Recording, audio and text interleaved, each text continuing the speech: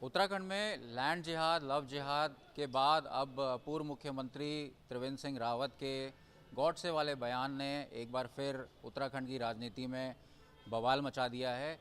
इस पर बात करेंगे पौड़ी के सांसद सीट के प्रत्याशी मनीष खंडूरी जी से। और मनीष खंडूरी जी उत्तराखंड के पूर्व मुख्यमंत्री मेजर जनरल भुवन चंद खंडूरी जी के बेटे भी हैं। उनसे बातचीत करते हैं और जानते हैं कि इसके अलावा और क्या मुद्दे हैं जिसकी चर्चा उत्तराखंड में होनी चाहिए।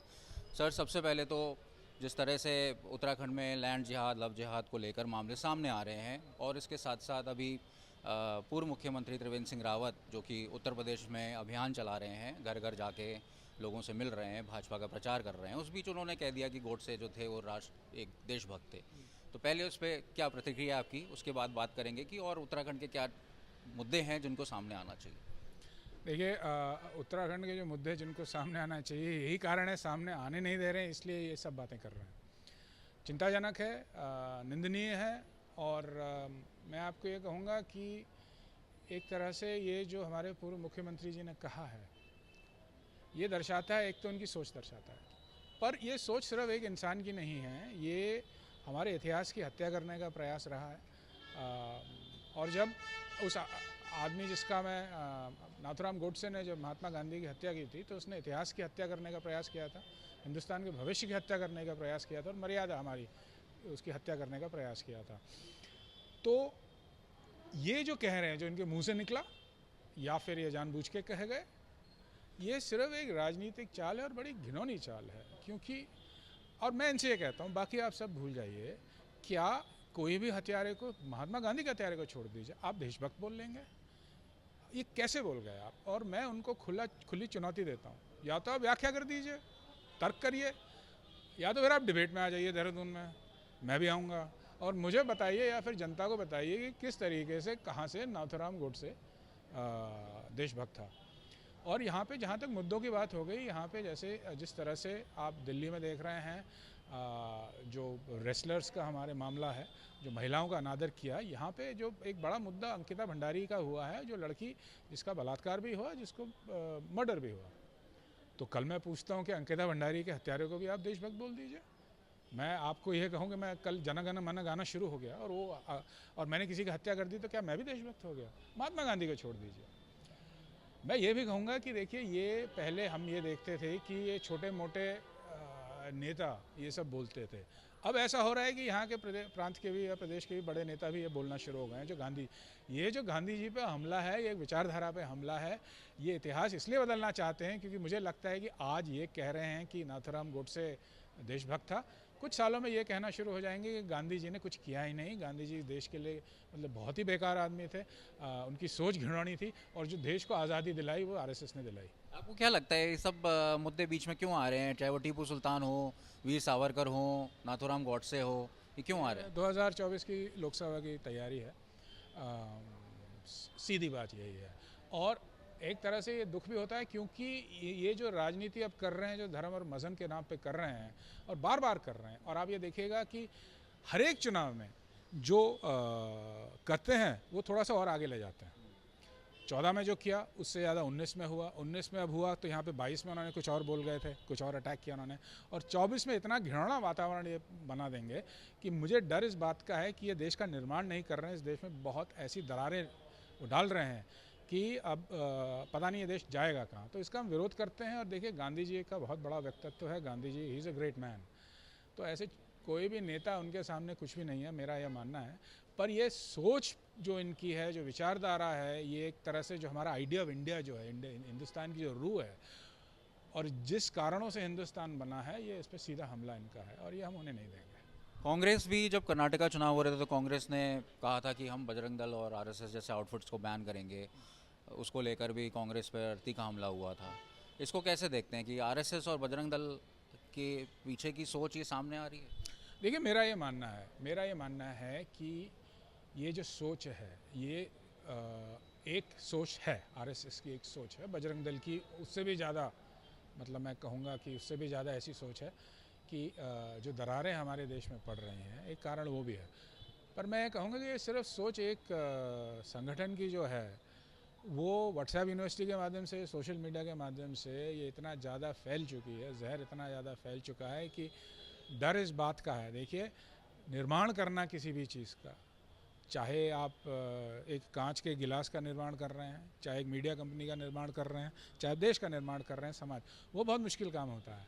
उसमें टिप्पणियाँ भी बहुत मिलती है, क्रिटिसिज्म भी बहुत मिलती है, तोड़ना बड़ा आसान होता है। तो ये जो तोड़ फोड़ की जो राजनीति अभी हो रही है कि एक मज़हब पे अटैक कर दो या हिंदू मुस्लिम के बीच में, ये बहुत आसान होता है और कुछ कारणवश ये चल रहा है। बट मेरा मानना है जैसे कर्नाटका में नहीं चला इस बार, तो ये देश में बदलाव आ रहा और आएगा, और जब तक नहीं आएगा मेरी लड़ाई यही है। आपकी तैयारी कैसी है 2024 की? कांग्रेस के क्या मुद्दे होंगे उत्तराखंड में और इसको कैसे लेके चलेंगे? देखिए, एक तो ये मैं नहीं मान के चल रहा हूँ कि, ये मैं मान के चल रहा हूँ कि टिकट मिलेगा जिसको भी लोकसभा के लिए, वो कांग्रेस का ही होगा। और मैं उसका आप कॉन्टेस्ट नहीं करेंगे? नहीं, मैं दावेदार हूँ, पर ये मेरा हक नहीं है। मतलब कांग्रेस पार्टी निर्णय लेगी कि टिकट के लिए, पर आप दावेदारी कर रहे हैं? हाँ, दावेदार हूँ। और मेरी जहाँ तक मैं जानता हूँ मेरी तैयारी नहीं है। जिस तरह से मैं जा रहा हूँ, मेरी चुनाव की लड़ाई शुरू हो गई है। पर टिकट जिसको भी मिलेगा उसका समर्थन तो मैं करूँगा ही करूँगा।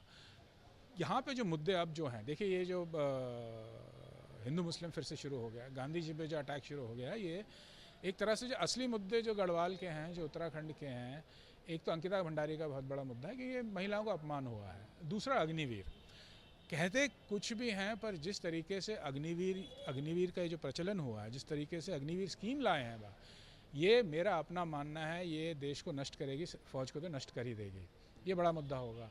बेरोज़गारी एक बहुत बड़ा मुद्दा होगा, बेरोज़गारी और भ्रष्टाचार एक बहुत बड़ा मुद्दा होगा, महंगाई एक बहुत बड़ा मुद्दा होगी, और जिस तरह से प्रशासन चल रहा है वो भी मुद्दा होगा। पर मेरा ये मानना है कि कांग्रेस पार्टी का अब हमारा सबका कर्तव्य है कि ये जो मैसेज है ये लेकर हम लोगों तक जा पाएँ और अपने संगठन को सशक्त करें कि जो लड़ाई हमने लड़नी है वो लड़ पाएँ। बीजेपी कहती है कि कांग्रेस तो खुद ही दो फाड़ में हो रखी है, हरीश रावत अलग चल रहे हैं, करण मेहरा अलग चल रहे हैं, और कांग्रेस कैसे चुनाव लड़ेगी? कांग्रेस तो खुद खात्मे की ओर है, तो बाकी मुद्दों पे कैसे चुनाव लड़ेगी? देखिए, ऐसा है कि सबसे पहले तो मैं इस बात का विरोध करता हूं कि यहाँ पे खेमे हैं या लड़ रहे हैं एक दूसरे से।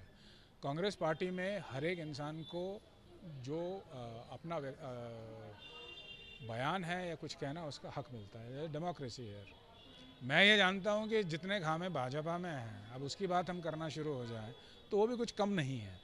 तो राजनीतिक पार्टियों में जो भी विचार होते हैं, अगर वो मिलते नहीं हैं तो आपका हक होता है कि अपना विचार। सर, आपने भी नोटिस किया होगा और ये बात सामने आई है कि प्रीतम सिंह जी हों, चाहे हरीश रावत जी हों, यशपाल आर्य हों, वो कहीं ना कहीं जो पार्टी के प्रभारी भी हैं, देवेंद्र यादव जी हैं, उनके खिलाफ भी उन्होंने बयान दिए हैं मीडिया में। तो ये चीज़ सही है? देखिए, जहाँ तक बयानबाजी चलती है, जहाँ तक बयान देता है, हर एक इंसान को एक होता है कि हक होता है कि जो सोचते हैं और वो आगे बढ़ाएं और बात करें उसकी।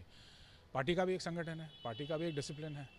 तो जहाँ तक आप हमारे बड़े नेताओं की बात कर रहे हैं, मैं जानता हूँ, मैं तीनों या चारों से मेरी बात होती रहती है, तो मैंने ऐसा कुछ नहीं देखा है कि कोई भी पार्टी के लिए काम नहीं करेगा और पार्टी की जीत के लिए काम नहीं करेगा।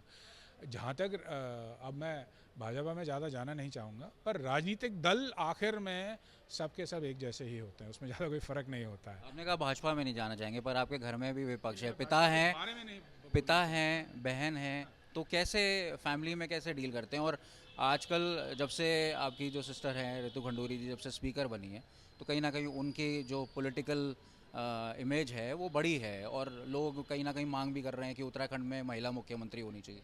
तो समर्थन करते हैं इसका? देखिए, मैं ये कहूँगा, अंग्रेजी में कहूँगा, it is none of my business. मतलब जो भाजपा करे या जो भाजपा की प्रतिक्रिया है, जो उनका संगठन है, उसमें मैं नहीं पढ़ूंगा। मुझे अपने पिताजी पे गर्व है, मुझे अपनी बहन पे भी गर्व है, इसमें कोई दो राय नहीं है। और एक हिंदू और हिंदुस्तानी होने के नाते, पहाड़ी होने के नाते, मेरा धर्म है कि बहन की रक्षा करूं। पर ये मेरी विचारधारा की लड़ाई है। अगर मुझे आसान रास्ता चुनना होता तो मैं भाजपा में चले जाता उस समय, और इस समय कांग्रेस पार्टी में आना अगर सिर्फ महत्वाकांक्षा होती तो मैं आता ही नहीं। मेरी विचारधारा की लड़ाई है ये, और जब मेरी विचारधारा की लड़ाई जब तक चल रही है, इसीलिए चल रही है क्योंकि मैं इस देश के बारे में चिंतित हूँ, और मैं ये चाहता हूँ, चाहे मैं मेंबर ऑफ पार्लियामेंट बनूँ चाहे ना बनूँ, चाहे मुझे टिकट मिले या ना मिले, मैं ये चाहता हूँ कि 20-25 साल में अगर मैं अपनी ज़िंदगी को देखूँ तो मैं अपने आप को ये बोल सकूँ कि इस देश के लिए मैंने कुछ प्रयास किया है। मैंने देश से बहुत कुछ लिया है अपने निजी क्षेत्र में। मैंने यहाँ से शिक्षा भी ली, मैं बाहर जाके पढ़ा भी, अब मैं देश को वापस देना चाह रहा हूँ। तो ऐसा इसमें जहाँ तक विचारधारा की बात थी, मेरी अलग विचारधारा और उसमें चलने का प्रयास कर रहा हूँ और आसान रास्ता नहीं है ये।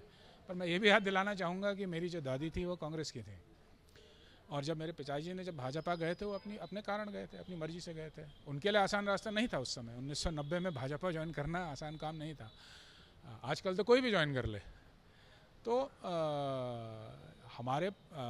मैं जो मैं आपको कह रहा था कि मुझे गर्व है उन पर और बहन पे भी, पर मेरी लड़ाई जो है ये सिद्धांतों की लड़ाई है और इस लड़ाई में मैं कांग्रेस पार्टी में हूँ, रहूँगा और लड़ता रहूँगा। तो हमने बातचीत करी मनीष खंडूरी जी से, जो कि 2024 में जो लोकसभा चुनाव होंगे उसमें पौड़ी सीट के लिए दावेदारी ठोकेंगे। उनका कहना है कि जिस तरह से आज पूर्व मुख्यमंत्री त्रिवेंद्र सिंह रावत ने नाथूराम गॉडसे को देशभक्त कहा है, एक दिन भाजपा सरकार जो है अंकिता के हत्यारों को भी देशभक्त कह सकती है। कैमरामैन अनिल बड़ोनी के साथ अंकित शर्मा, देहरादून, आज तक।